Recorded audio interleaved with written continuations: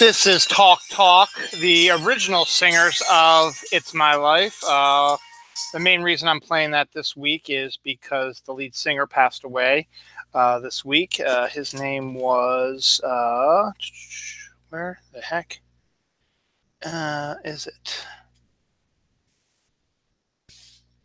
I thought I had it up here near the top. Oh, well, I'll find it eventually. But he, the lead singer of Talk Talk, passed away this week. So I figure let's play this song. There it is. Talk Talk frontman Mark Hollis, dead at age 64. He passed away this week. So this is probably their most famous song known for. And No Doubt did a version of it, which actually isn't too bad, a cover of it, which isn't too bad. But there's always something about the original.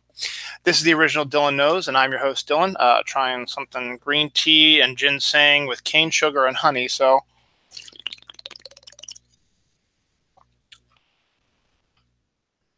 okay. Everything all right? The presents? Yeah, go ahead. Sorry, we're talking about our last minute description stuff we're going to do for Dawn's birthday. It's my wife's birthday eve, I should say, tonight when I'm doing the show live, which is March 2nd. Dawn's birthday is March 3rd, and that's tomorrow, Sunday, or today, depending on when you're watching the show. When I'm going to probably post it tomorrow. So happy birthday to Dawn. Went a little overboard on the shopping. She's a huge Captain Marvel fan, and I bought a whole bunch of Captain Marvel stuff, something I wasn't even expecting to buy, and hopefully it'll fit her. I think she'll really like it. But we will be seeing the movie on Saturday.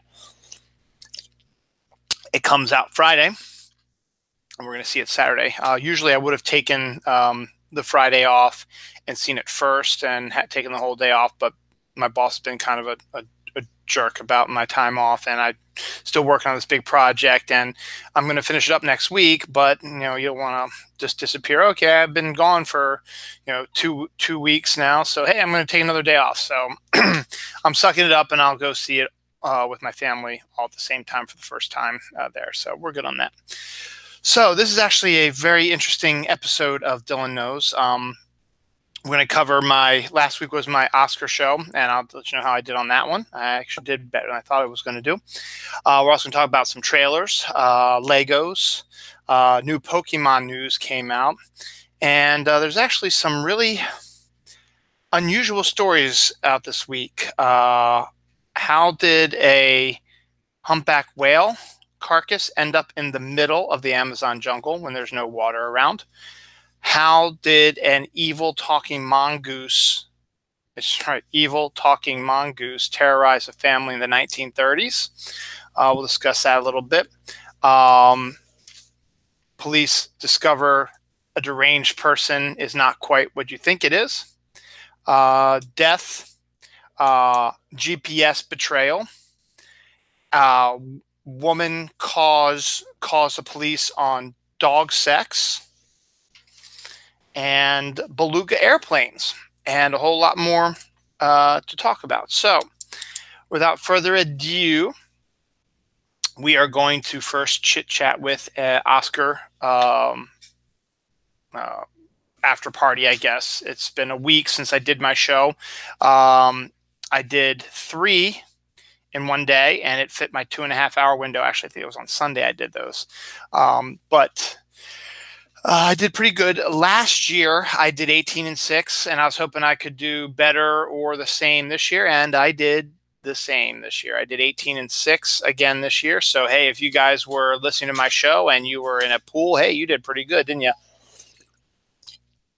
There was one point there where I was undefeated for like the first 10 or 11 awards. So I was like 11 and 0, and I was like, oh, wow, this is really quite interesting. Then things started falling apart in the second half of the show.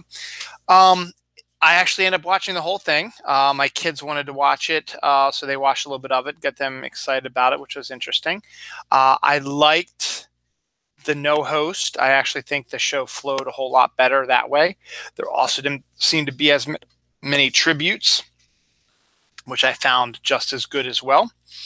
And they actually showed all the awards on air. They had been talking about doing it during commercial breaks, but no, they did it. They did it live, which is good, and more props to them. They should do that more often.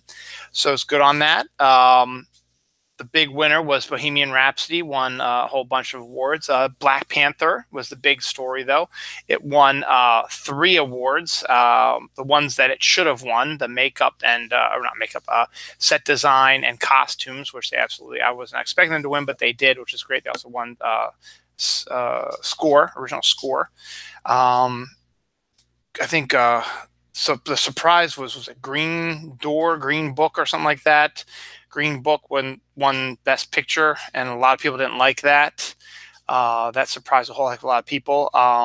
Glenn Close did not win Best Actress. Olivia Colman did. That was another big, huge surprise on that end. So a lot of the dead certs that I had were not quite dead certs. So yeah, what can I do? But I actually hit on all the minor stuff that I always screw up on, that like the documentary short subject and the animated short and stuff like that. Spider-Verse won Best Animated Picture, as they should have. I had the numbers somewhere around here. Let me see if I can find the numbers from the Oscars. Spike Lee won his first Oscar ever, which was, quite amazing to hear that he had never won an Oscar before, which he absolutely deserved to win a long, long time ago. All right, let's see, where are we now? It's 2 days ago. Still got a ways to go. I tweet a lot. All right, let's see, what do we got here? All right, here we go. So me and Lisa Marie Bowman were both, and even MJ Khan a little bit, were tweeting around on the Oscars, which was great. All right, here we go, getting close to the end. So I'll give you the full. Okay.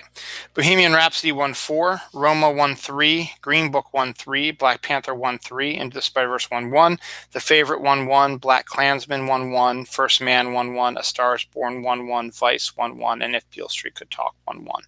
So those were the big ones, and that was your Oscars. I enjoyed it. I think they should do it without a host and all the extraneous stuff. I mean, it still went a little long. It went over the 3-hour limit, but you know what?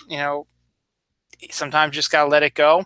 And just interesting. That leads me to my second story.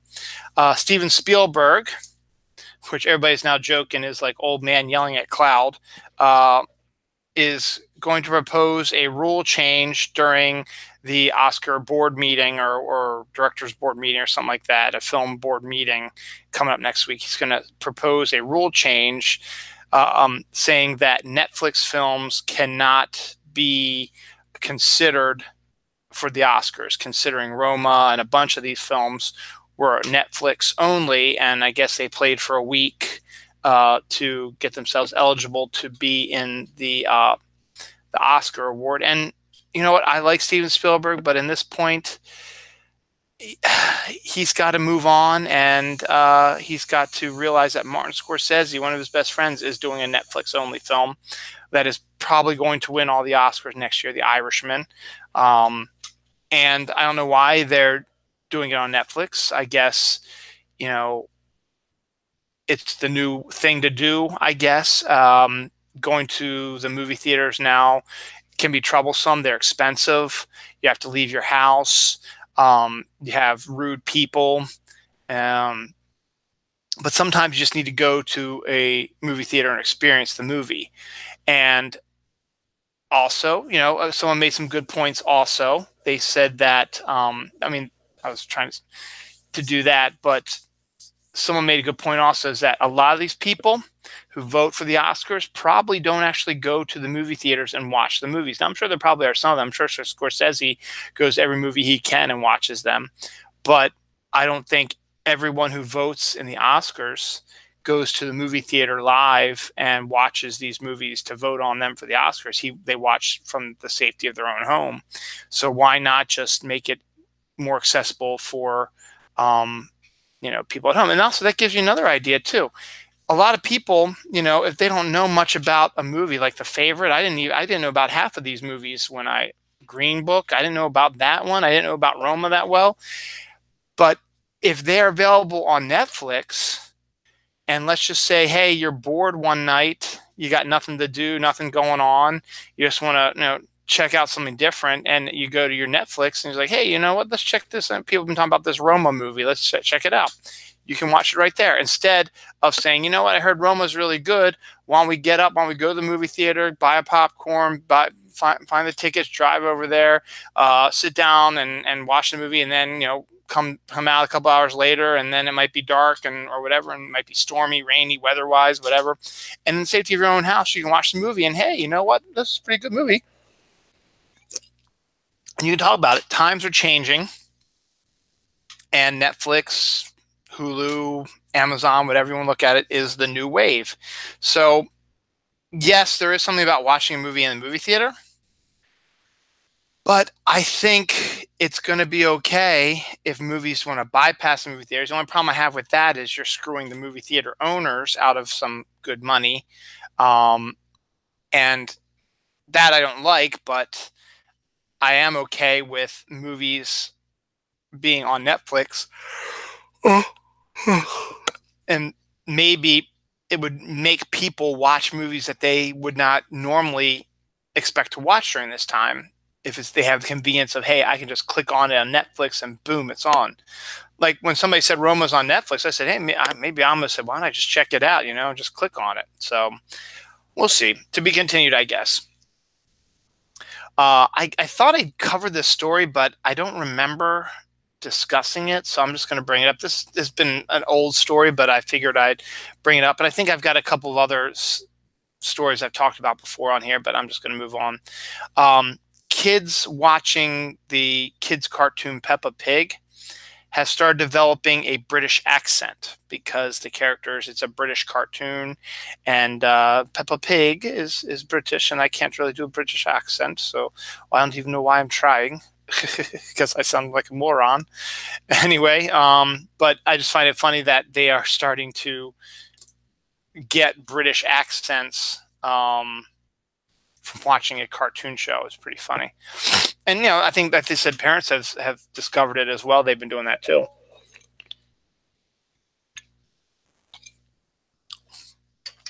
It's not as tasty as the other one, but it's not bad. A cat breaks into a zoo and befriends a lynx. There's some good video of that. Cute ones where they're rubbing up against each other and grooming each other. And I think it's kind of cute, They're both felines, and one might be a smaller version of, but he wanted a friend, and the lynx needed a friend, and they're good friends. I think that's really cool. So I talked about this on my show last week. This past Monday, the 25th of February, was going to be the release date of Coca-Cola's brand new soda, Orange Vanilla Coke. And I talked about how that sounded really good. And I was going to go to Wawa on Monday to get it. Well, here's what happened.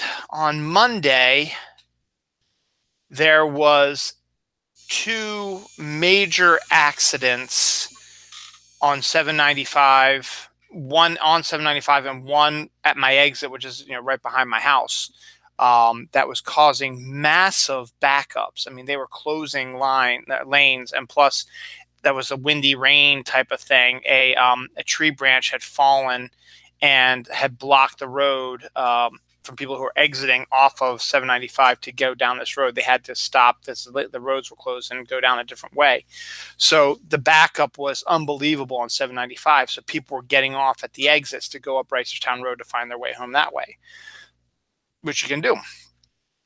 And so the Reisterstown Road traffic was slowing to a crawl. Now, there's this place called Hannah More Park, where I go after work to do some Pokemon Go hunting, because there's 6 Pokestops and 2 gyms. So I can get lots of Pokestops. There's lots of Pokemon, and I can fight in some gyms or add to the gyms if I want to. And it's a good way to get what I need. So I went there, and it was hard moving up the road. It was kind of slow. And so when I pulled out of Hannah More to get onto Reisterstown Road, normally it would take me about 5 minutes to go from Hannah More to my house. It took me 20 minutes to go from Hannah More to my house because of the traffic. So because of that, I wasn't going to stop at Wawa. I was like, okay, I'm not going to stop at Wawa. I'll do it on Tuesday. Now, Dawn's car had been in the shop. She put it in last Friday, and they finally looked at it on Monday and fixed it fully on Tuesday. So Dawn still didn't have, she could have called an Uber to go back home, but I was getting off early since I've been doing this project.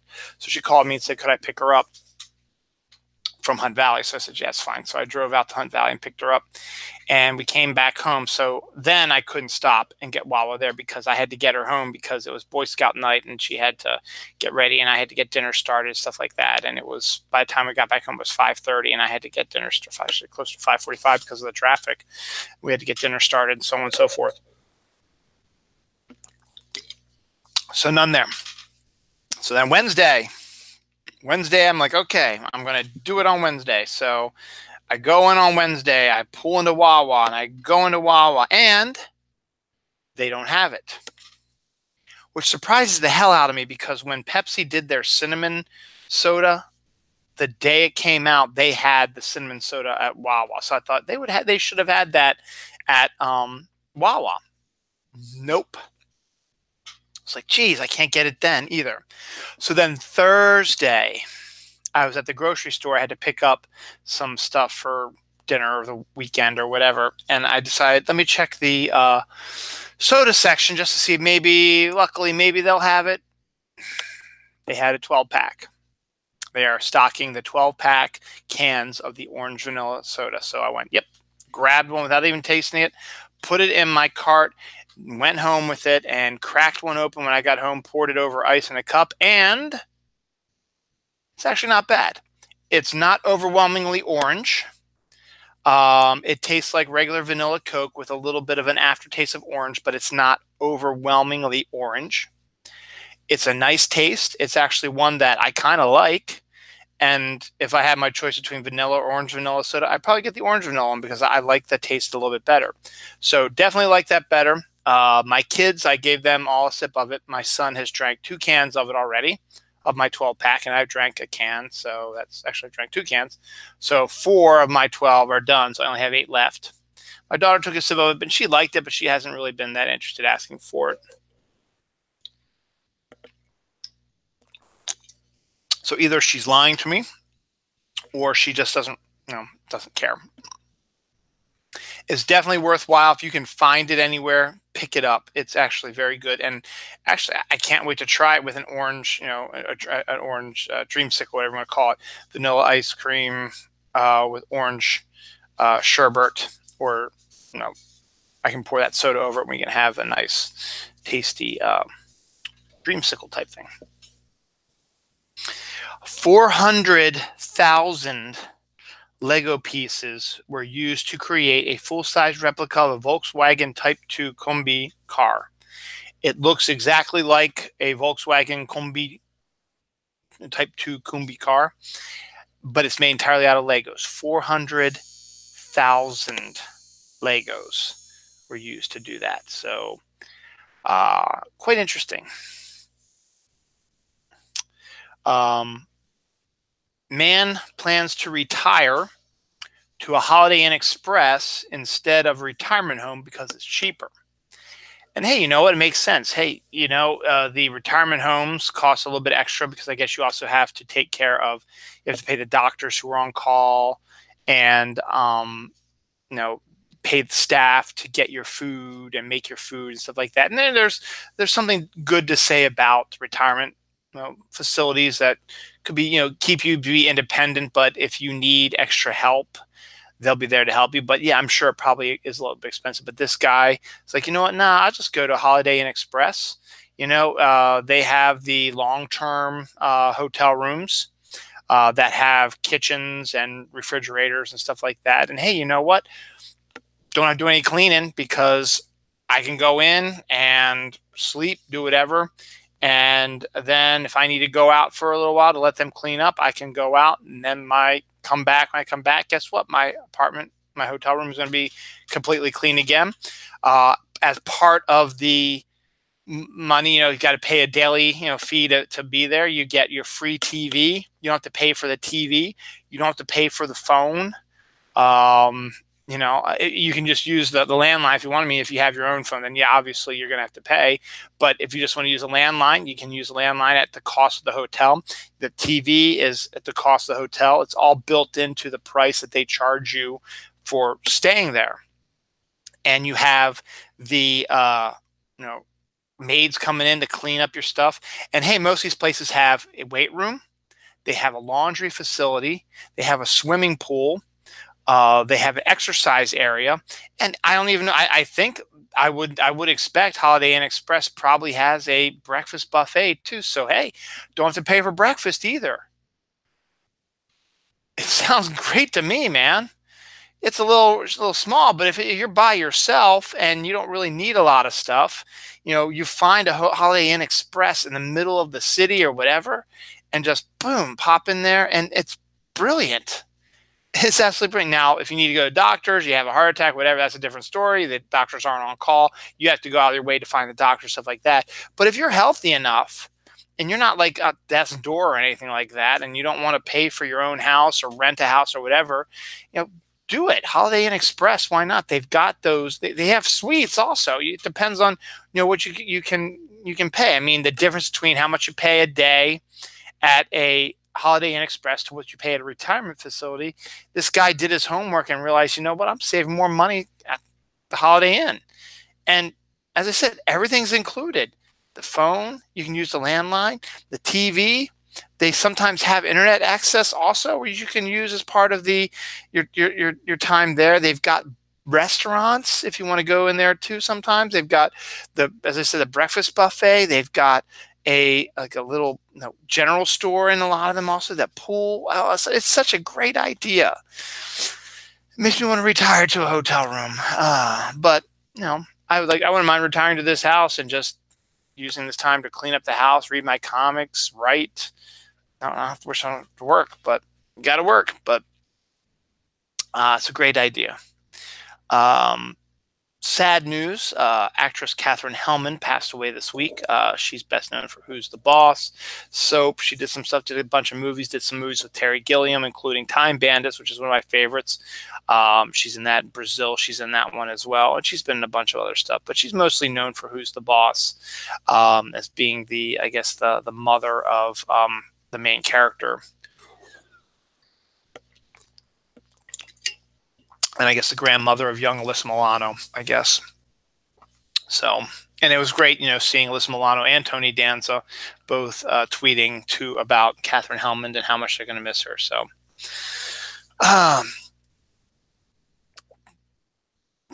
copy this under.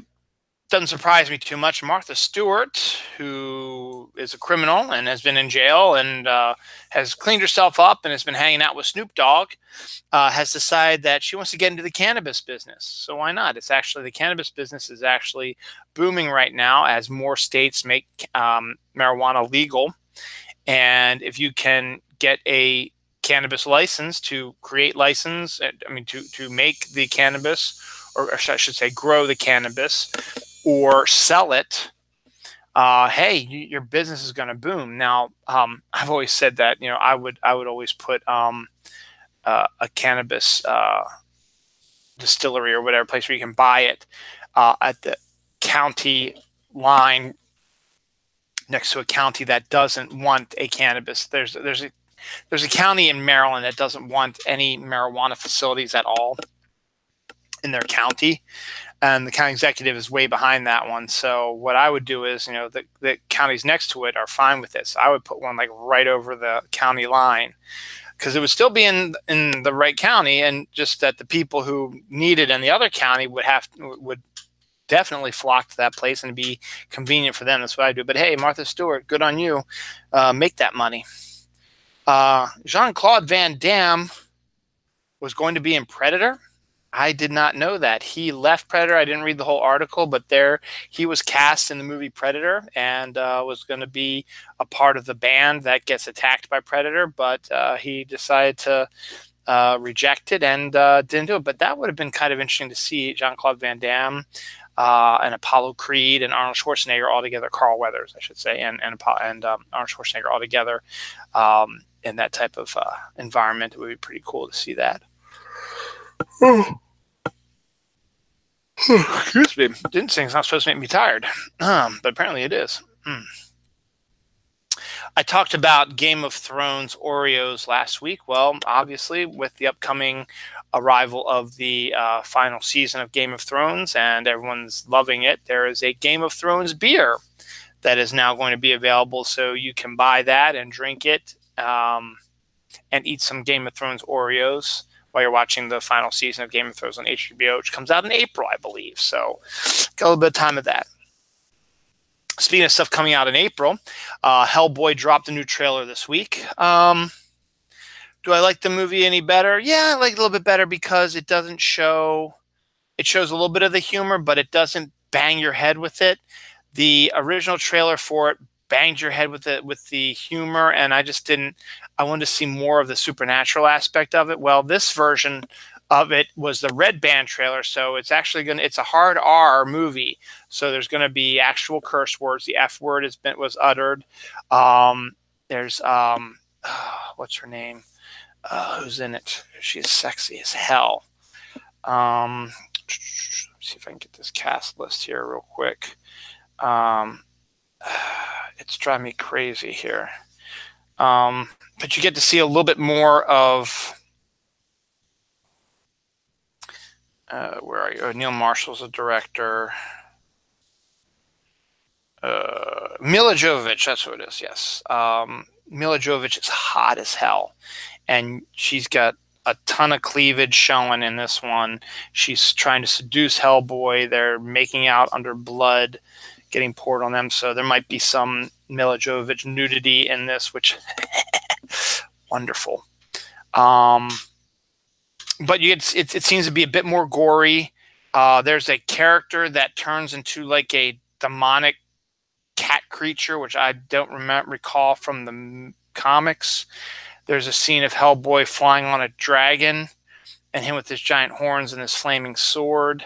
So they're getting away again from the primary source material and kind of making it kind of, I guess it's still into a horror thing. Neil Marshall's directing it. He's done some pretty interesting films in the past.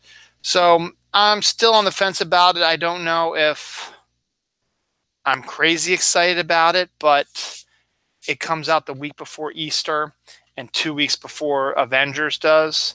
It might be worth it to go on that weekend. I'll have to see if anyone's going to be away that weekend because my daughter's now a member of the Scouts of America, and she just got all their camping stuff come up. They got a ton of camping stuff coming up over the next couple months, so they might be a camp thing going on that day. We'll see. I'll check it out eventually. I don't know, but it's not something that I'm like, oh God, I have to see it. But the second trailer looks a little bit better. There's still some humor in it, but you get to see a bit more of the supernatural side of it, and it looks to be a bit more gory also than you're expected, and you get a little bit of Hellboy's origin as well. So we'll see what happens. I'm still kind of about it. We'll see. There's a Lost Boys reboot. I talked about that last week, I think, coming to the CW. Well, they are changing the leads to females, which is fine, and they've cast the females, and they are people of color, which is great to show more, people of color coming in here. They're female leads, and one looks black, and one is, I don't know, Spanish or something. So good on that for them to do that. A couple weeks ago, I talked about a story about a jogger who claimed that he was attacked by a mountain lion while jogging and ended up killing the mountain lion. Everybody thought, oh, wow, that's really cool. Great story. Well, not so much now because eventually I guess they found the body where the guy, I guess, had laid it or whatever. And the scientists or whatever did for the most part, a autopsy on it, discovered that this mountain lion that he talked about attacking him, still a mountain lion, but it was a young mountain lion and not a full-grown giant mountain lion that we were expecting strong over the thing. So he ended up killing a adolescent mountain lion and not a strong, massive mountain lion you were expecting. That's okay.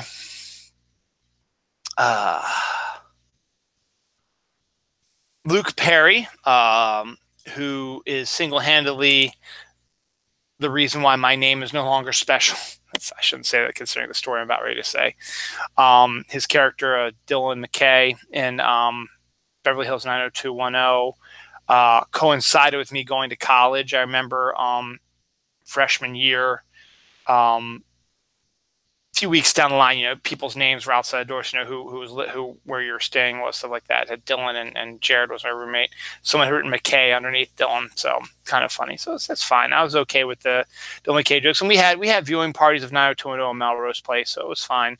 But Luke Perry also has a great role in the original Buffy the Vampire Slayer, the movie, with Christy Swanson. He's fantastic in that as well. And he's currently in the Riverdale show on the CW. Well, Luke Perry, who's apparently 56 years old, which is wow. Is that what they said he was? I think that's how old they said he was. He suffered a stroke. Can't be 56 years old because that would make him like 10 years older than me, which means I guess he was playing a high schooler at the age of 30-ish. I guess that was the story. But anyway, regardless, he suffered a stroke on set, I think, of on Riverdale, and he's currently in the hospital. So our thoughts go out to him and his family as he recovers from the stroke. Strokes are not any funny business, and it could screw you up for a long time. So hopefully he'll be okay. Hopefully it's a minor stroke, and he'll be back on his feet in no time.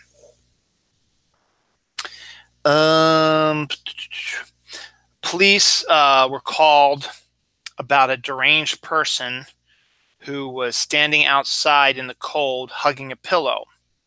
So police didn't know how to react to this, so they went to the location where the person called and said this person's been hanging out in the cold clutching his pillow and he looks deranged.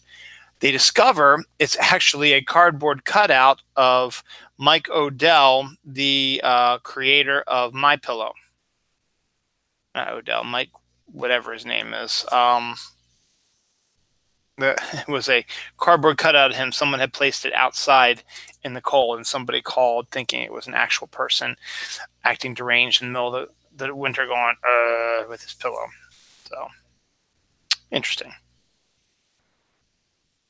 Jessica Rabbit from Who Framed Roger Rabbit is back in the news today because she has a makeup out now. Jessica Rabbit makeup is available for sale right now. I guess either it's just regular makeup and they just slapped her face on it and said, hey, you can look like Jessica Rabbit if you use this makeup. So, if you like the Who Framed Roger Rabbit, which is now, 89. It was 89 or... It's 89, right? So it's entering its 30-year anniversary. Yeah. So it's yeah, I guess it's the perfect time. I guess, now that I think about it, that's probably the perfect time for it to come out 30 years later. Sure, why not? A lost Caravaggio painting. Now, I don't know much about Caravaggio. I'm not an art critic, but apparently he's a big deal. But a lost Caravaggio painting was discovered in an attic. And they are expecting it to make a ton of money when it goes up for sale on auction. I guess the person who found it is going to put it to auction and I guess will reap the benefits of the money.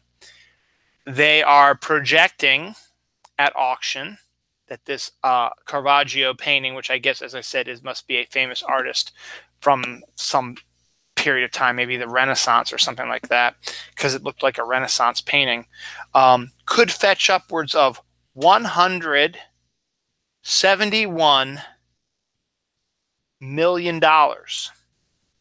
Not thousand, not hundred, $171 million for this painting. So, painting artists I've always found it interesting how certain artists are able to rack up mucho dinero for their paintings and other ones struggle just to survive. And I don't quite understand how art criticism works. I don't know.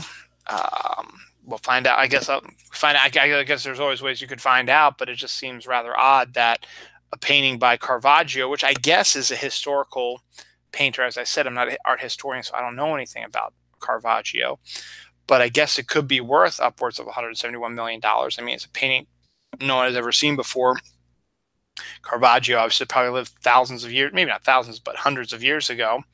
So when you get new work from somebody who hasn't been around for a long time, I guess it makes sense. Speaking of someone who hasn't been around for a long time producing stuff, Dr. Seuss is actually going to have a new book come out this year, which isn't unusual because there have been a couple other times where people have released posthumously books that he had written that either he never either finished or never wanted to release or never got around to releasing.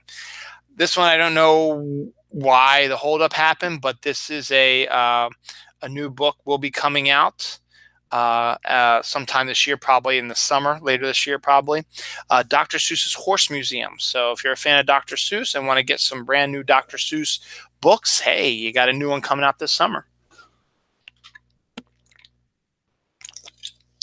I guess it's kind of part of the same excitement of finding a Caravaggio, but having a Dr. Seuss book, that you weren't expecting to come out.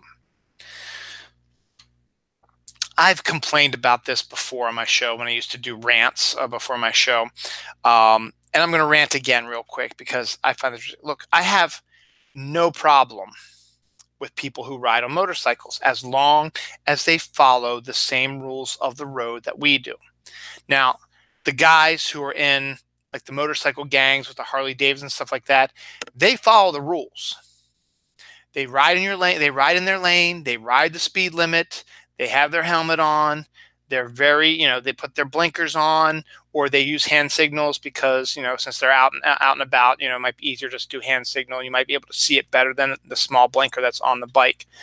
And they're respectful on the road. I have no problem with them at all. I also have no problem with them if you have two bikes that are small enough that can share one lane, that you're like right next to each other. That's fine as long as you're not affecting other cars around you or causing problems for other cars around you. I'm okay with that. What I don't like are the guys who drive sometimes the crotch rockets or just any type of motorcycle where they weave in and out of traffic, wherever they can. So like there's nothing behind your car, so they're driving behind your car at over the speed limit, and then there's no one next to you, so they go and they drive like that. There's no one in front of you, and they go and they speed like that, and they're doing that all over the place. First of all, that's dangerous. Second, you're going way above the speed limit, and just because you're on a motorcycle does not mean that you can go faster than cars. Third, it's very dangerous, and also particularly, something else that they do also is they ride on the lane. So you have lane markers. So you have 3 lanes of traffic, car, car, car. Then you have lane dividers, which show you, where the lanes are. So this is one lane, this is one lane, and this is one lane. So, you stay within those 2 lines. There are those guys that drive on the lines that go in between the cars, and that's dangerous also. So they go too fast, they weave too fast, and they drive between the cars where they shouldn't. They need to follow the rules of the road. And all these signs that say watch for motorcycles, I would love to watch for motorcycles because they're dangerous, but if they're going to act like assholes, they need to be better aware of us and not us of them. Again, as I said, the Harley Davidson guys, the long beards, the motorcycle gang people, they follow the rules, which is really interesting because you always think these motorcycle gang people are above the law and stuff like that, but they are respectful of the law of the road. These little guys that drive these crotch rocket stuff, they're not. So my damn state is now releasing a bill which will allow motorcycles to ride between the lanes of traffic on the highway and at red lights. It doesn't make any sense. So they could stop at a red light between 2 cars. It makes no sense to me. It's dangerous, and I don't like it, and I don't understand why they passed that stupid law in our government. It's stupid, not because I don't hate motorcycles and because I don't own one, but because you are on the road. If you're on the road, you have to follow the rules of the road. Just because you're on a damn motorcycle doesn't make you any less of any more of a better driver than any of us. You don't get special privileges for being on a motorcycle. It just is not right. And I've experienced this too many times to just think, oh, you're just overreacting. No, I'm not. This happens all the time. And I don't like it. And I've made my peace. Lay's potato chips. They always do these crazy flavors. Well, guess what? This summer they're releasing 3 new flavors. One is the electric lime and sea salt chip. Another is the Flamin' Hot Dill Pickle Remix, which sounds absolutely horrendous. And finally, you have the classic beer cheese flavor, which might be interesting to see that. So keep an eye out for those at your local grocery store. They will be out there sooner than you think, because I see these special flavors all the time. And even though they might not have won the contest, they still pop up periodically in the potato chip shelves. So go for it. Check it out. Try it out. There is a new airplane that has been built that looks exactly like a beluga whale. It's small. It's got the big head. I guess you can put another level of people, I guess, up there. And it's got like a weird looking tail, but it literally looks like a flying beluga whale airline. So I don't know who is in charge of that or why they created something like that. But hey, you know what? More power to you, man. Just to prove that people are not just obsessed with dick pics and stuff like that in our present time. 1800-year-old drawing of a 1800-year-old Roman penis carving was found etched into Hadrian's Wall. It looks like somebody was just vandalizing it and drew a dick pic. 1800 years ago, people were still drawing dicks on walls for graffiti purposes. But in this case, they were carving them with knives, and so they're etched in there forever. Whereas with spray painting, you can probably clean off the spray painting. This is etched in there for a long time, and they hadn't discovered it before. I guess they're doing some sort of renovations to Hadrian's Wall, and they discovered an 1800-year-old dick pic. I should name this episode 1800-year-old dick pic. Just funny. It reminds me of a meme I've seen before where it's just like your grandparents were exactly like us, and it's this dude who's dressed as a soldier in the 1940s during World War II, and he's got like a machine gun, down at his cock. He's like, yeah, look how big my cock is, that type of thing. And he's got his buddy's like, yeah, dude, look at that. That's awesome. It's kind of funny. So everyone thinks that the older generation was much more subdued and stuff like that. Yeah, please. Talk to your grandparents. They got some stories for you. I saw this and I laughed my ass off. I just laughed my ass off about this. And this might actually be the first Kickstarter I might actually put money to. Now, Kickstarter is a good thing, and I'm still thinking about my coffee shop, and Kickstarter is a good way of maybe seeing if I can get some money from Kickstarter as well to create my coffee shop as well. I mean, if you can get $1 million+ to build a stupid wall in Mexico on Kickstarter type of thing, maybe I can get that much money for a coffee shop. I doubt it, but it's worth it. But Kickstarter is a good thing. It's a way to get artistic people a chance to get their stuff out to people to see, be it comic book artists that use Kickstarter to create personal projects, creations that they want to create for themselves without any Marvel, DC, Image, whatever, giving them notes and stuff like that.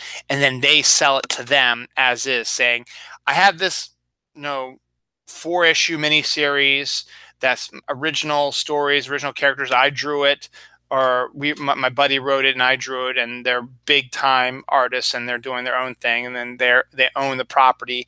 They say, we're willing to sell this to you for a certain price, it's going to make money for you, and we'll take a cut of that money, and so on and so forth. And so they make the deal, and then they maintain control of their product, and they release it. The company releases it out to the public, and people consume it, and they make money that way. Kickstarters are also good for games. The game Exploding Kittens was a Kickstarter and was one of the most successful Kickstarters of all time. I think they did like 135% of their goal, which was great. So they were able to create this Exploding Kittens Kickstarter, as well as expansion packs, and it's one of the most popular new card games out there. Well, they're at it again. These creators of Exploding Cats have decided they are going to throw up their new game on Kickstarter and see if they can be just as successful. And with a name like this, and just the briefest description of what I heard about it, it's going to be just as successful as Exploding Kittens.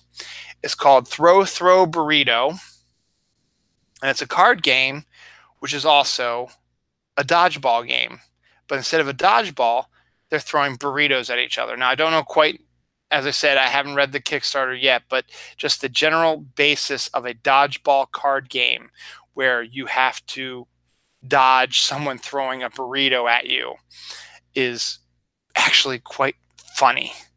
And I'm going to look at it, and I'm going to totally consider possibly Kickstartering it. So go look it up. If you're interested in that type of thing, these card games that have been out over the last few years have been amazing. Super Fight and Danger and Exploding Kittens and Unstable Unicorns and Cards Against Humanity. All these games are a lot of fun, and it's like a renaissance almost. And now this new one, Throw Burrito, sounds an original type of game where it's a card game where you actually throw burritos at people. Not real ones, obviously, probably stuffed ones, but still, it's funny. And check it out if you are interested in doing a Kickstarter on it. I'm going to take a look at it and I think about it myself. A couple of studies came out this week, studies about relationships. People who marry teachers end up the happiest. They don't give me any basis why that is, but I know a lot of teachers and they're married and they're pretty successfully happy, I guess. My sister is a teacher, and her and my brother-in-law have been married for over 25 years. So yeah, that's pretty good. And other people I know also, friends of mine, are all teachers and they're all married and their relationships are all strong, solid. So hey, maybe I guess there's something to that. The other one is couples who make fun of each other have better relationships as well. Dawn and I, we joke with each other. We make fun of each other all the time, and I think our relationship is pretty strong. We've been married for almost 15 plus years. Well, 15 years this year, and that would be 15 years. 2003. No, 16 years. 15 years was last year. So 16 years this year. And I think we have a pretty good relationship. So yeah, I think that's a good idea. Big Pokemon news. So I'll get my Pokemon news out of the way here about an hour into the show. Pokemon Day was on Tuesday, which is an actual celebration day. Check-I Day actually has it on as one of their holidays for the 27th of February. That was the day the first ever Pokemon game was released on video game chats, and so they turned it into a video game, Pokemon Day. Pokemon Go had a 3-day event that, to be honest, was underwhelming. They said they're going to release more of the Gen 1s, and there'll be shiny Rattatas and Eevees, or Rattatas and Pidgeys, and then there'll be Eevees and Pikachus with flowers in their hair to celebrate this. And I got a couple Eevees with flowers in their hair and a couple Pikachus with flowers in my hair, but no shiny Rattatas and no shiny Eevees, or rather shiny Rattatas or shiny Pidgeys. And plus, I thought it was just going to be nothing but like Gen 1 characters would be spawning, but instead there was just a regular Pokemon Go spawning thing. Now there might be Sandshrews, which normally haven't showed up usually, and a couple other ones that don't show up as normally, but they were still, some of the big ones, like there was Snorlax and a Lapras and Vaporeon, stuff like that, popped up in sightings, stuff like that. But just still seemed like an underwhelming event. Excuse me. Sorry. But the main story was last week I mentioned that there was some rumors that November 23rd, they would be releasing the Gen 8 Pokemon. It was going to be called King and Queen. Mea culpa, I was wrong. That was a rumor because Pokemon officially announced the new Gen 8 game on Tuesday. It is called Pokemon Sword and Pokemon Shield. It'll be available on the Switch, which we own up there, and we will definitely be buying that when it comes out. It said later in the year. I would assume the date's probably right because they're probably going to want to sell it closer to Christmas probably, and that's the week before Thanksgiving, since Thanksgiving is late this year. So if you have it on the 23rd, that's like the perfect date to come out on. So you're not quite at Christmas yet, but you're there just, about a week before Black Friday happens. So you get it out a week before Black Friday, boom, you're good. Unless whoever made the rumor thought that Thanksgiving is going to be on the 22nd this year, which is not the case. It's on the 27th or something like that this year, 28th, which is the latest it can be. So we'll see what happens. It could come out on Black Friday or it could come out the week before. They don't have a date for it yet, but it is Gen 8, new Pokemon. Not much has been mentioned. We saw the starters, and there have been one or two other ones that have sort of peeked out when they showed the trailer. But the big story is that we haven't had a new evolution for Eevee yet in a few gens. So people are thinking, this is it. We might get our new Eevee evolution, which would be great. Finally, also, new raid boss came out in Pokemon Go, Dialga, which is the time legendary. And actually, funnily enough, last year I started writing a grown-up adult Pokemon type of story. And the gist of it was an investigation to the death of Dialga. So that's kind of an interesting turn of events for me. But there was a bust when it came out. It was supposed to come out on Tuesday, I guess, or Thursday or something. Thursday, I think. It's come out on Thursday. And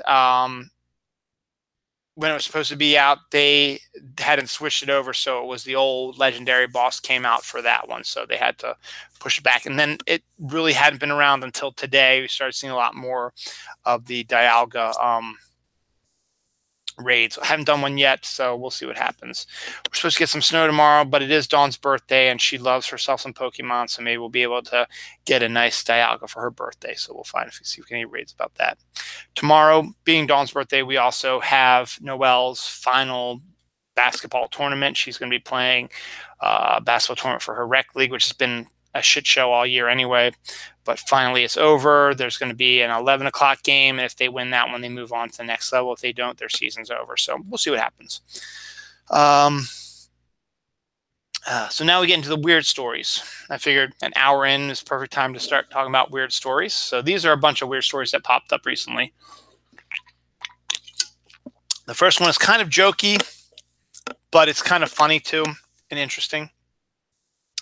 Study shows that a lack of pirates is causing global warming.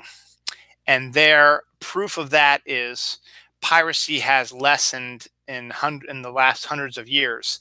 And as piracy has lessened, the mean temperature of the Earth has gone up. So obviously, piracy is decreasing. The temperature of the Earth is increasing. Obviously, the lack of piracy is causing global warming. So good on that. I like that story.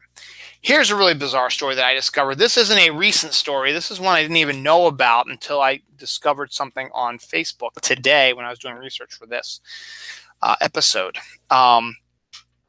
Think back to 1931, England, or the UK. I forget what the town is called. But a major story captivated people for weeks about a specific event that happened at this house, a house that had a mom and a dad and a 13-year-old girl. They claimed that an evil, talking mongoose who was living in their walls has come out and was talking to them, told them his story behind them was that he's an earthbound spirit, a ghost in the form of a mongoose. He sang bizarre nursery rhymes behind the walls, which freaked them out a little bit. He talked and he threatened their lives. He called the man who owned the house a gnome head, a fat-headed gnome, and he threatened the 13-year-old daughter. He also, apparently, when reporters would come out, they might not have seen him, but they heard him once or twice, and he gave them horse racing advice about who to pick.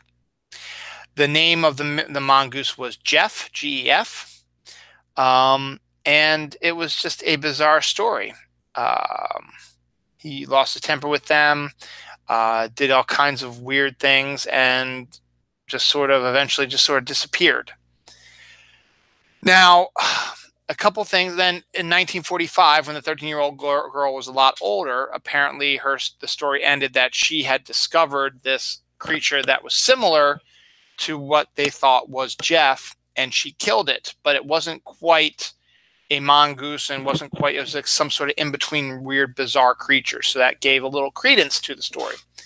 But then at the same time, you know, reporters who were going for it are paranormal investigators, because there were them back in the 1930s also. They didn't really discover much. They heard some noises, and as I said, one guy said that the guy gave him tips on a horse race bet. But other people are just like, I don't know if I truly believe this story. It's really bizarre. It's weird. I've never heard of it before. And one of the theories was actually that the dad was a ventriloquist, was one aspect of it. Another was he had a split personality, and the split personality was coming out in the form of this mongoose. And there's some other stuff as well, but it's just kind of just a really odd, weird story.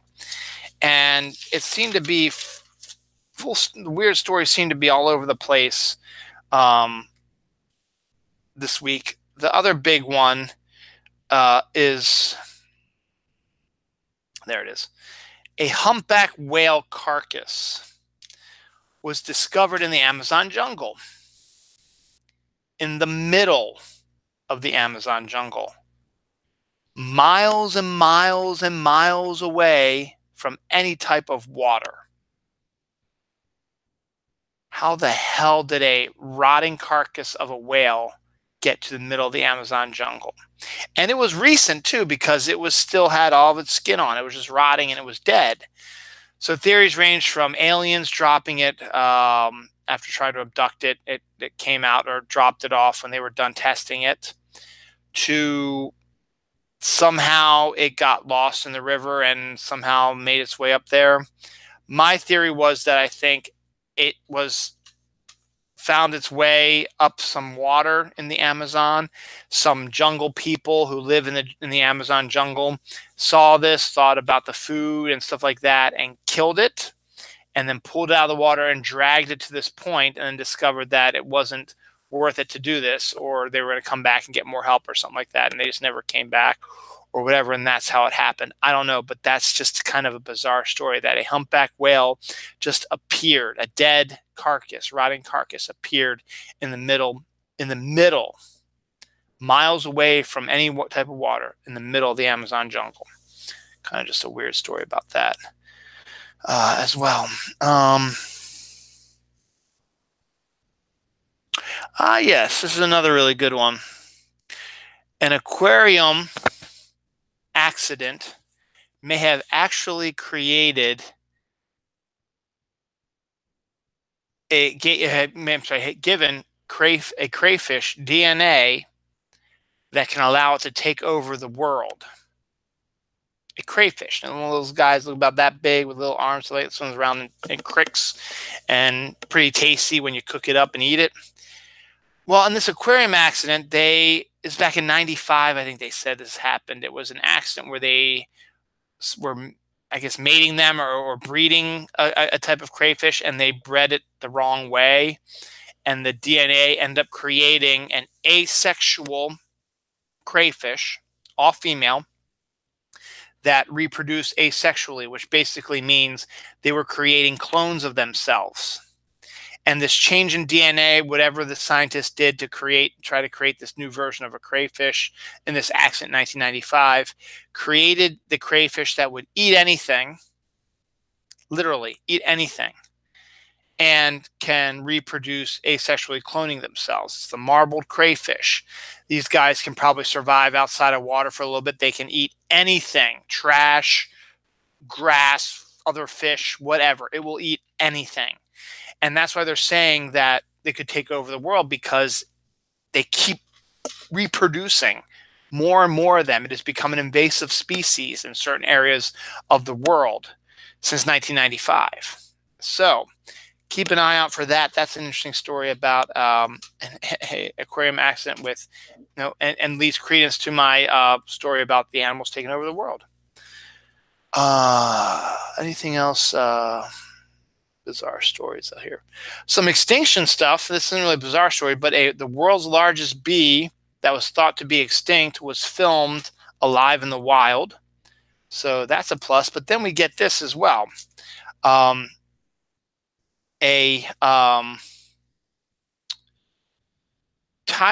leopard, which was also considered to be extinct for over 30 years, has been spotted. Spotted leopard in the wild as well. So another species that was considered to be extinct is now coming back. Now, remember last week also I told you a story about the TV show Extinct or Alive on Animal Planet or Discovery or something like that, which actually also discovered a live, I don't think it was a Taiwanese leopard though, was it? An actual live animal that was considered to be extinct as well. Was it? No, there was a tortoise. So you have a tortoise that was considered to be extinct has been discovered to be alive. A giant bee that was considered to be extinct has been found alive. And now a leopard that has been considered extinct has been found alive. Again, adding credence to my story that the animals are somehow coming back and are going to start taking over the world again. Good on them, right? Finally, to finish up these kind of weird stories, this one just came up over the wire literally like about an hour or so, 2 hours ago, actually, when I was doing, actually close to 3 hours, I should say, when I was doing my last minute touch-ups of my show. Mummy parts, parts of a mummy, like Egyptian mummy, were found inside a speaker at the Egyptian airport. Its head is still missing, but arms and legs and body parts were discovered inside a speaker at the Egyptian airport. Now, that's not as bizarre as a humpback whale appearing out of nowhere in the middle of the Amazon jungle, but apparently seems like someone might have tomb raided one of the tombs, discovered a mummy, and decided he wanted to take it back home with them, but was going to get caught, so chopped it up and hid it, and then would come back for it at a later date. But someone found it, and the mummy's pieces have been discovered. Just kind of a weird story as well. Dragon-shaped aurora was filmed over Iceland. I love Aurora Borealis. It's one of those things that's on my bucket list. I want to see it, as is I'd love to go to Iceland also. Hell, go to Iceland and see the Aurora Borealis would kill 2 birds with 1 stone for my bucket list. But a dragon-shaped one was spotted over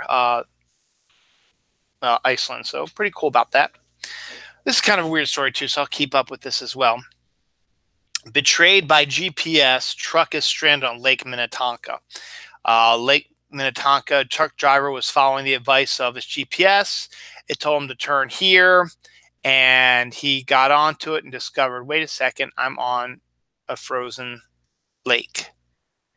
And the GPS said, yeah, you're fine. It's like, no, not really. I'm stuck on a frozen lake. So luckily, I think they got him off, but still, betrayed by GPS. Dun, dun, dun. Let's see what else we got. This is just a bizarre story. There's going to be a new movie in production, starting to be in pre-production right now, that could come out eventually.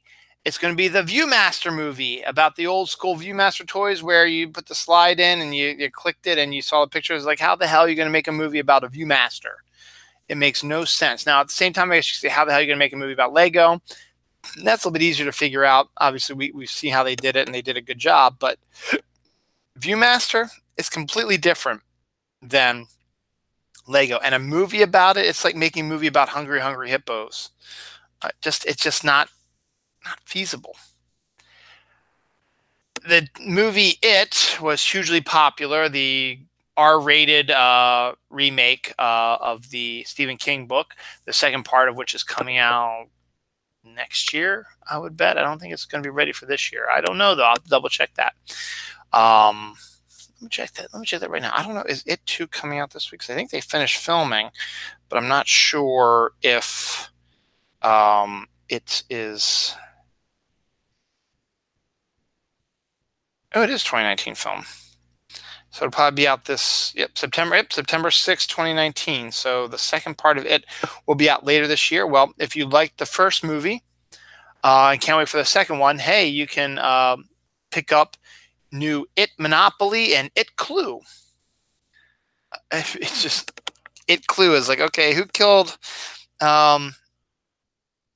Richie in the school library with the knife? Probably Pennywise. Oh, well, who knows? And It Monopoly, everything's a monopoly now, so you can figure that out.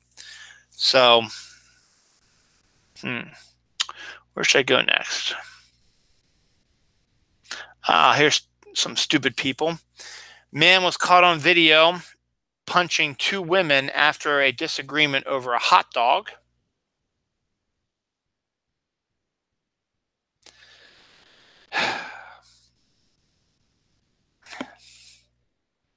And a man dips his balls into salsa of a customer after said customer did not give him a good enough tip.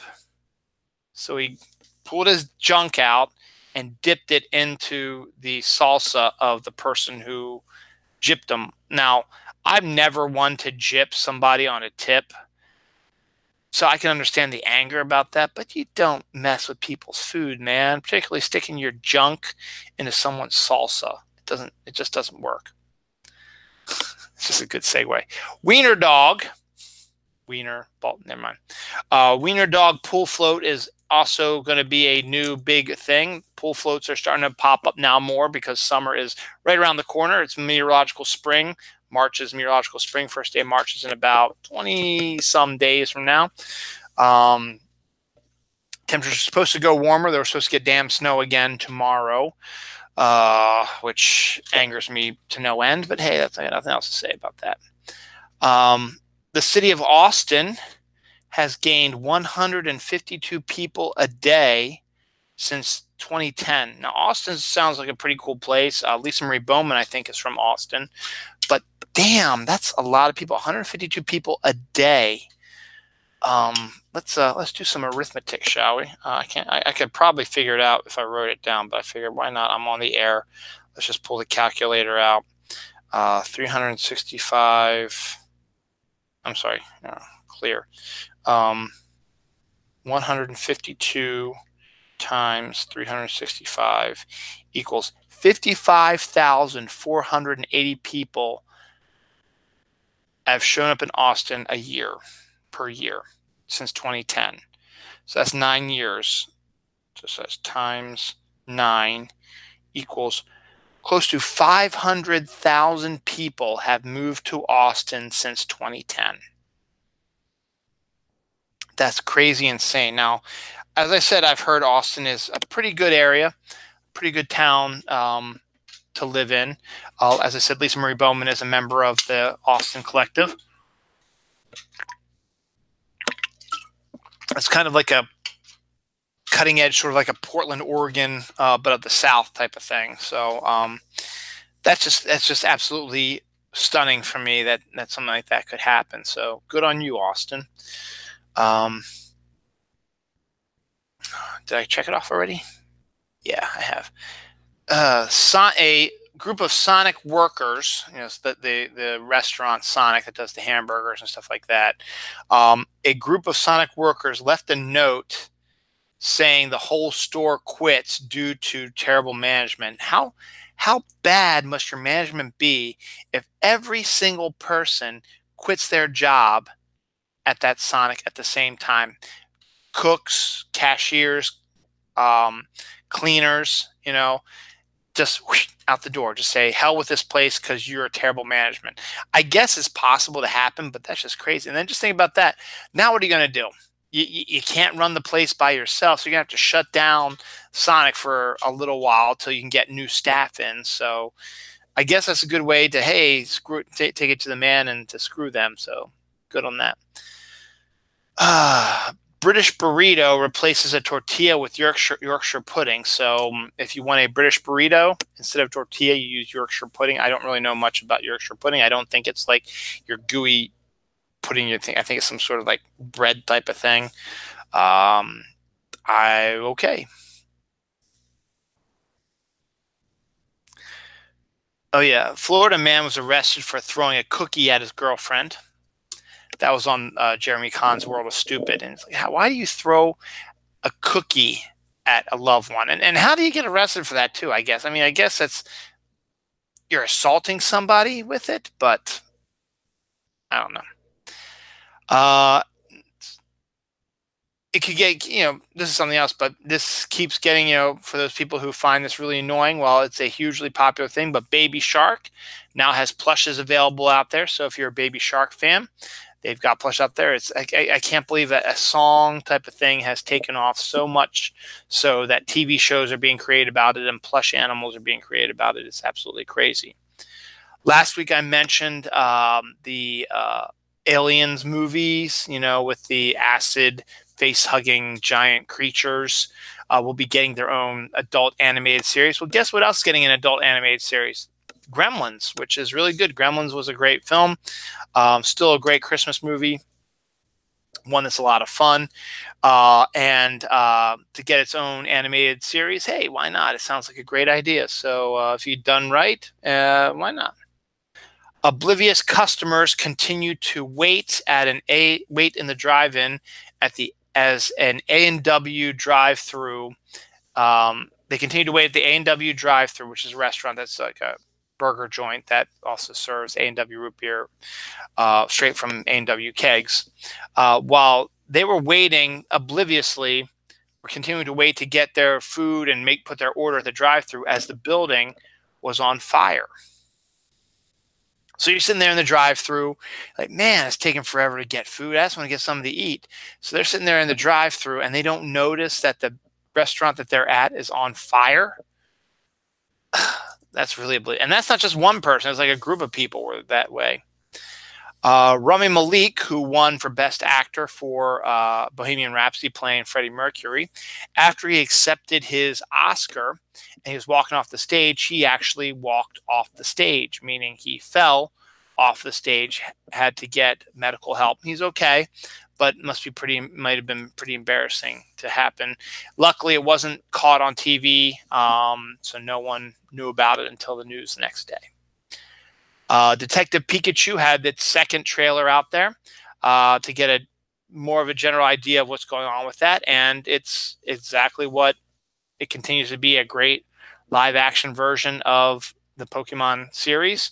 Got to see a few more faces. Ludicolo is a live-action version of it. You got to see some more of the Greninjas in running around, and then you get yourself quite a twist at the end, where Mewtwo pops up at the end. So that's going to be an interesting take on things, and still looks good. And we're still going to go see it in May as well. So that's still a few weeks away, or a few months away, I should say. But yeah, we're definitely going to check that out. So hang out on Dylan Knows, and you'll find out all about it. Cadbury and Oreo will willing to pay you $14 an hour to taste their chocolate. However, there's the catch: is it takes place in England. A really, really, really good friend of mine from college, really, she saw this because we're still friends on Facebook. She saw this and she decided to apply for the job. Said, "Damn it, it's in England, so not going to happen." But if you decide you want to do something like that, go for it, man. Why not? Guy Fieri's Chicken Guy restaurant has now going to become a chain, so you're going to start seeing more Guy Fieri's Chicken Guy around the area soon. I don't know much about that, but okay. This is a sad story. Girl fighting a brain tumor is asking for letters from dogs. So I posted this on my Facebook. Go to my Facebook page, Dylan Lang, and find the story, or just type in girl with fighting brain tumor wants letters from dogs. If you have a dog, send the address and all that stuff will be there. You can send a letter, probably with a picture of your dog as well, and she would love that. Hopefully she'll be able to recover and not pass away. Disney villains are going to be getting a show on Disney Plus. It's going to be called The Books of Enchantment, but it's going to take a look. The villains are always the more interesting characters in these stories. They're actually going to get their own show to shine. I don't know if it's going to be live action or animated, but hey, it's good for them. This type of thing Disney can do. This is a really cool story. My daughter, she went to see the women's basketball, college basketball, Maryland Terps, number 8 in the country, play Illinois today at the College Park down the road here, University of Maryland down the road, with my wife and my in-laws, and they had a great time. Maryland won the game. But this is a different sport. This is softball, from college softball. There was a woman named Danielle, a college woman named Danielle, who hit the home run cycle in her first 4 bats in a college softball game last week. What is a home run cycle, for those who don't know? Well, a regular cycle in baseball and softball is a batter who hits a single, a double, a triple, and a home run. And like a super cycle is if you add a grand slam to that. Not many people have done that. If you have, but a lot of, you get at least 1 or 2 cycles every year. And it's a lot harder than you think, because a triple is really hard. Home runs are pretty easy to get most of the time. Doubles and singles are easy. The triple is the one that always seems to be the hardest one to get. But sometimes, people do it all the time. This is something called the home run cycle, where this woman, Danielle, college woman Danielle, in her first 4 at-bats hit, not in order, but the home run cycle consists of a 1-run homer, 2-run homer, 3-run homer, and a grand slam 4-run homer. She hit all of them in 4 innings. So that's quite a feat, and no one has ever done that in Major League Baseball. No one has ever hit for the home run cycle. So that's because you very rarely, at most, I think you get maybe 3 home runs in a game. There have been players who've hit 3 home runs in a game, but a lot of time they're usually continued solo shots or someone else is on. It's really hard to get a grand slam again, or 3-run homers are also kind of hard to get as well. I talked about Pokemon a little bit before. I'm going to talk about it again. This is again in Japan. Pokemon is huge in Japan, and why not? So hey, Pokemon themed wedding. If you want to have a wedding that's a Pokemon themed, you can go and do that now. When I saw this article, I shared it with Dawn. I said, hey, for our 20th anniversary in 2023, when we renew our vows, we want to do his Pokemon wedding. So we'll see what happens. 2023 is still a long ways away. 4 years away, actually. Speaking of that, Niantic, which is the company that runs Pokemon Go, teased this last year, and they had a trailer come out at the end of last year as well. They are doing a Harry Potter telephone type game like Pokemon Go, but it's going to be in the Harry Potter world, and they're going to be in charge of that. And it's going to be using pretty much the same style as Pokemon. So it's like Harry Potter Go will be coming out this summer. So keep an eye on that. We're probably going to get in on that as well, depending on what it is that they do. So it could be a lot of fun. This is really a interesting story for me. I've known a lot of people, and some have been kind of successful. Some, they've done all kinds of things. I know the people who did the 6 Degrees of Kevin Bacon story. They created the year that I lived literally above them. they were in the basement of my dorm. I was in Moan Hall, and they were on the first floor. I was on the second floor, and my room was directly above theirs. So I still like to make the say that it seeped out of my brain down to them, and they're the ones who and they got real famous and sort of took off with that. So if you ever play the 6 Degrees of Kevin Bacon thing, that's a Albright College creation, and I know the guys who created it. I also know a woman by the name of Saida Ukolona. Now, I've talked about her before on the show because she majored in theater.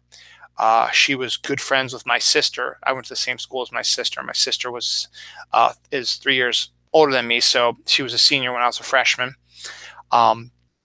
Saida was her friend. They were in the same sorority, so they knew each other. And I was supposed to do a play with Saida, but I had just come off of a play that I was one of the leads, and it was really, really hard, and I just wasn't focusing. And so I got fired basically from that job. And my friend Devin took over the role and got to do the role with Saida as her last performance at Albright, which I'm kind of disappointed about now, because I would have liked to have done that with her, because she went on to have, a pretty good career theatrically. She moved to New York, and she's done some plays on Broadway. She's got recurring roles on shows like Law and Order and Bull and stuff like that. So she's got some credit to her work. The big thing that I mentioned about her before was Entertainment Weekly. They cover theater, or they used to. I haven't read Entertainment Weekly in years, religiously anyway. They used to cover like quarterly theater in their books, so they would talk about new plays that were out and who's in it, and do reviews of them. And when they do their year-end issues, they always do the best in theater for the year, whatever. Well, one year the best theatrical performance was Saida's performance in a play she did on Broadway.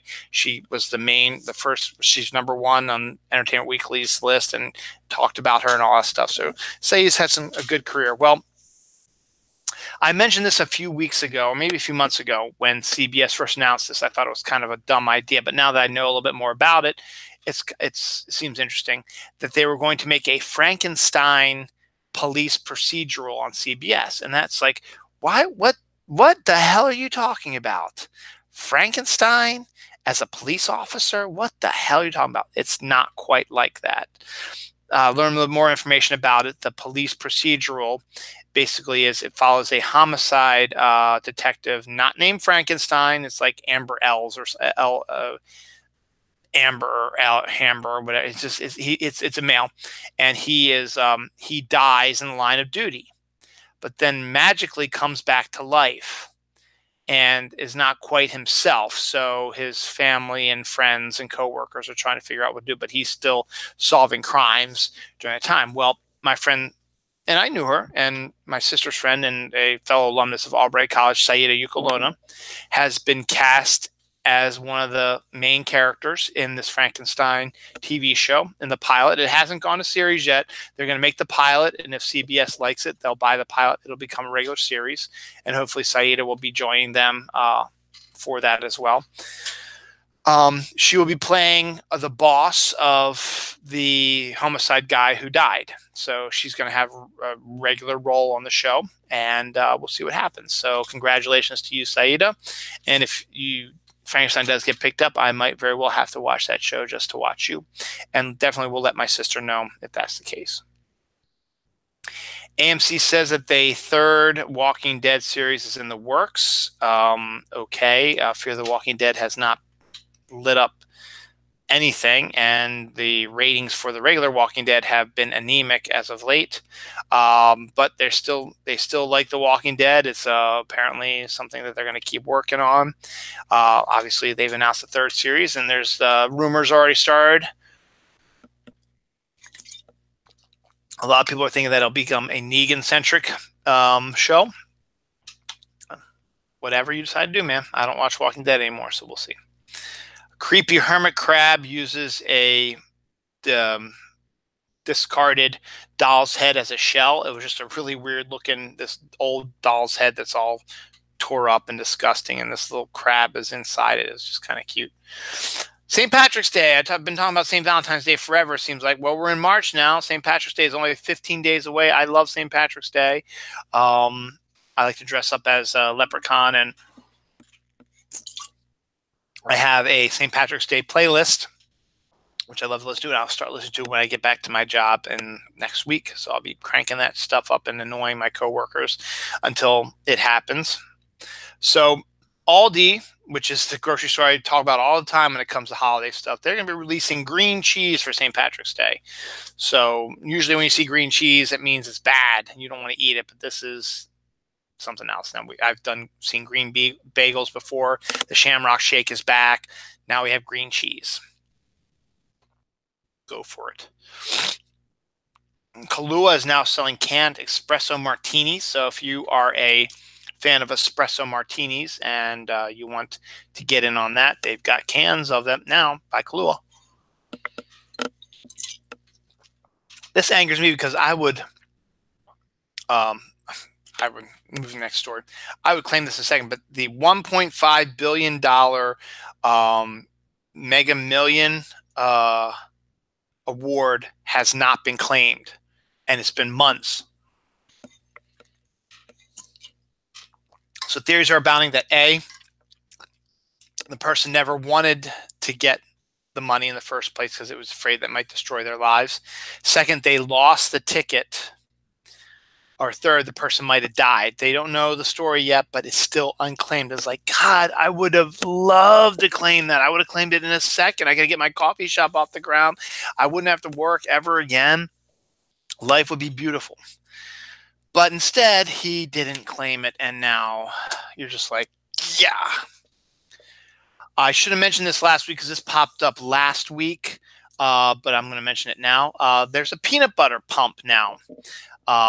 If you love yourself some peanut butter, you know, it's not too hard to get a knife and whip out some peanut butter and spread it over bread or celery or whatever.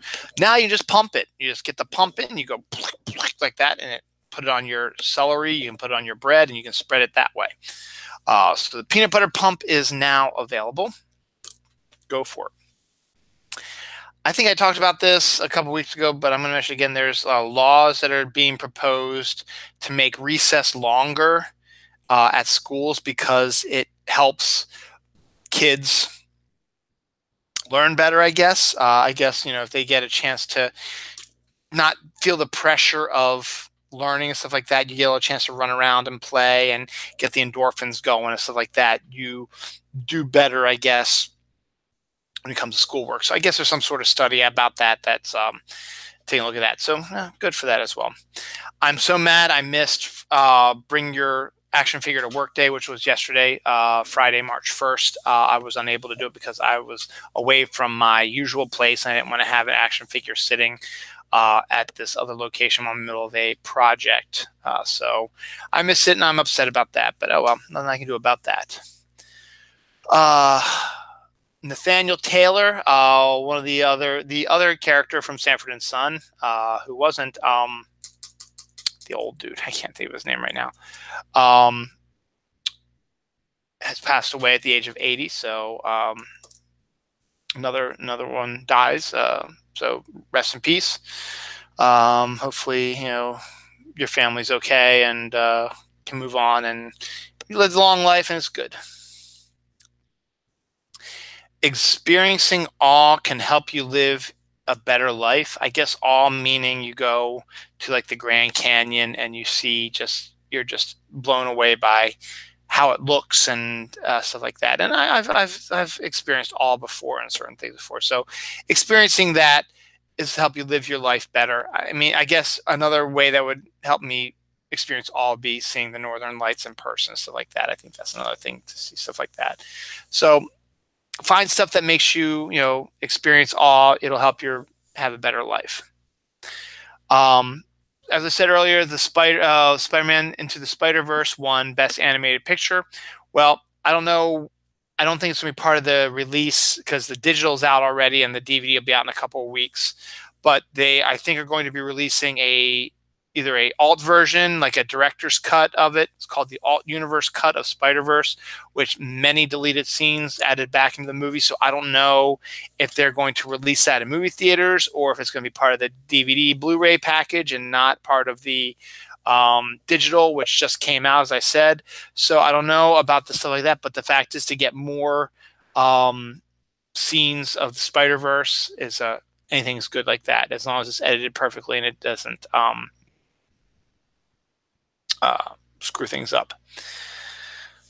A New York man fakes his own abduction to avoid Super Bowl payouts. I guess he lost a bet on the Super Bowl and owed a lot of money. And instead of deciding to pay it, he decided to pretend to fake his abduction, but didn't quite work. And now he's going to have to pay up.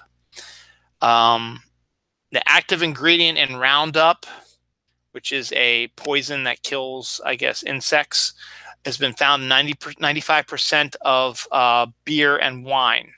Now, it makes sense because a lot of farmers probably use Startup to kill the insects that are on the beer and wine plants, the grape plants of the wine, and then the hops for the beer. They probably use it to kill these things and kill weeds, I guess, as well, that doesn't strangle the healthy plants for that stuff up. And I guess it would leak into the stuff, but it apparently, even though 95% of it is in there, it's not enough to kill you, because if you did, there'd be more people dying from drinking wine and beer, and it just doesn't happen. But it's just something that, just to be aware of, I guess. Y'all know that one of my things that I love more than anything is Yankee Candle. And because for Dawn's birthday, we went out, Noah and I went out and had to get some last minute gifts for her. So I wanted to go to Yankee Candle, not only to get her a candle, but also because I had got all these like Yankee Candle scent things that you plug in and the scents come out. And I like those better than, say, your usual ones you can get at the grocery store, because you get the actual Yankee Candle flavors to come out. So I have a total of 6 now. I got one for Christmas, and I've gotten a bunch over a period of time. I've got one up in our guest bathroom up at the top step. I got one down here. I got one in Dawn and I's bathroom. I just put one in the kids' bathroom. I have one in the family room, and I got one in our kitchen. So I need to get replacement scents for that, and they change them up every few months. So you get different ones all the time. So I got a bunch of them. They had a deal going on. You buy 3, you get 1 free. So I was buying 6, so I actually got 2 free. So now I got 8. So I got that. So I've got that rolling right now. I got sage and citrus down here. I think it's kind of good. But yesterday was the first day of a new series of candles from Yankee Candle called the Sunday Brunch series. And the woman I was talking to literally just put them out yesterday. And Noah, he likes to smell all the candles. He smelled the Belgian waffle one and just loved it. So I said, okay, I'll buy it for you, since I was already buying Dawn something as well. They had a deal going and get 2 big candles for $40 instead of $50 or whatever.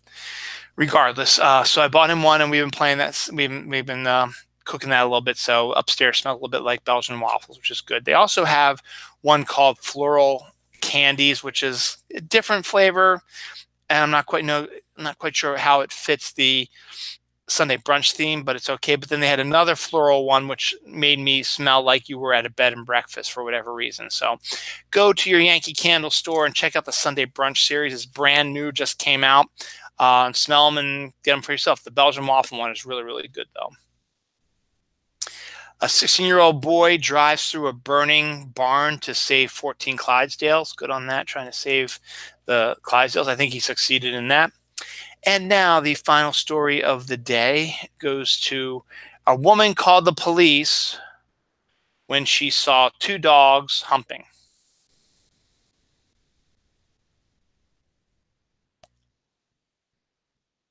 I'm sorry, seeing 2 dogs having sex, doggy style, disturbed your day so much that you had to call the police on them. Ridiculous. And that's all I have to say about that. So that's it for that. this week's anniversaries. Legend of Zelda came out in 1986. That was one of the games I remember playing this week. I remember playing that game. I loved it. When my parents were separated, my mom was dating a guy named Tony, and he absolutely loved it also. He would spend time every day, and he actually completed it. He would spend it every night playing it for forever. It was this week is the 54th anniversary of Sound of Music, another great movie, great score, great singing, deserved all the Oscars they won. This week also was the 36th anniversary of Alvin and the Chipmunks, the cartoon, the 36th anniversary of the last episode of MASH, the 33rd anniversary of John Hughes's film Pretty in Pink, which is not one of my favorite ones, but still, continued cement his place as being a 80s teenage kids director. And that's it for that. So let's get a look at Check I Day real quick, and we will get out of here at a reasonable time. Stay tuned. I will be doing an episode of the Comic Call again after this. Let's see, where are we here? Here we go. Boom. So today, come on. Today, I don't want this one. I want to Check I Day. There we go. Today, it's tomorrow. Is International Open Data Day, International Rescue Cat Day, National Banana Cream Pie Day, Old Stuff Day. That's all stuff from today. Yesterday, March 1st, was Asiatic Fleet Memorial Day, Dress in Blue Day, Employee Appreciation Day, National Day of Unplugging, National Doodle Day, National Fruit Compote Day, National Horse Protection Day, National Peanut Butter Lovers Day, National Pig Day, National Read Across America Day, National Speech and Debate Education Day, National Wedding Planning Day, Plan a Solo Vacation Day, Refired Not Retired Day, whatever that is, Self-Injury Awareness Day, Share a Smile Day, World Compliment Day, World Day of Prayer. These are all March 1st. February 28th was Car Keys and Small Change Day, Digital Learning Day, Fat Thursday, since Ash Wednesday is this week, as is Fat Tuesday. Floral Design Day, International Repetitive Strain Injury Awareness Day, National Chili Day, National Chocolate Souffle Day, National Public Sleeping Day, National Science Day, National Tooth Fairy Day. These are all February 28th. Rare Disease Day. And then real quick, 27th was Inconvenience Yourself Day, International Polar Bear Day, National Kahlua Day, National Retro Day, National Strawberry Day, No Brainer Day, Pokemon Day, and that's it. And then tomorrow, the 3rd of March, the holidays are: What If Cats and Dogs Had Opposable Thumbs Day? It's my wife's birthday, so okay. Peach Blossom Day, National Soup It Forward Day, National Mulled Wine Day, National Cold Cuts Day, National Anthem Day, Namesake Day, I Want You to Be Happy Day, Finisher's Medal Day, and 33 Flavors Day. 3-3, haha. So that is what's going on this week as well. About that. And am I done? I'm done. All right, guys. Thank you very much. Next week, I should have my review of Captain Marvel. We're going to see it on Saturday, as I said. So I'll let you know about that. I don't think I will be calling MJ Khan in, but I might. We'll see. And we'll talk about anything else that pops up. So have a great one. Be safe this week. Remember, Ash Wednesday, for you Catholics out there, is on Wednesday. It's the beginning of Lent. Fat Tuesday is, Mardi Gras Day. So, hey, wear your beads, show your tits, go crazy. But then Ash Wednesday, it's Lent. No meat on Ash Wednesday, no meat on Fridays.